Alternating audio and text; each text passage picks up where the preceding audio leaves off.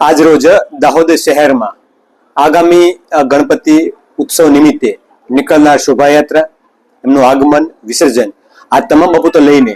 જે દાહોદના મુખ્ય મંડળો છે એ મંડળોના આયોજકો એમના પ્રતિનિધિઓ સાથે એક મીટિંગ કરવામાં આવી હતી. બરાબર, એ મીટિંગની અંદર ક્યારે આગમન કરવાનું છે, વિસર્જન કઈ રીતે કરવાનું છે, આપણે કેવું કેવું ધ્યાન રાખવાનું છે,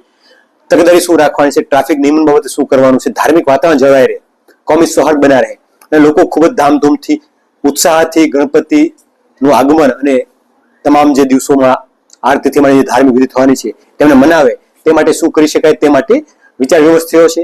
અને આગામી સમયમાં ગણપતિ ઉત્સવ નિમિત્તે લોકો ખૂબ ઉત્સાહથી મનાવે અને એક ભાઈચારાની ભાવના જળવાઈ રહે અને લોકોમાં ખૂબ જ ધાર્મિક અને પવિત્ર લાગણી જળવાય તે માટે દાહોદ પોલીસ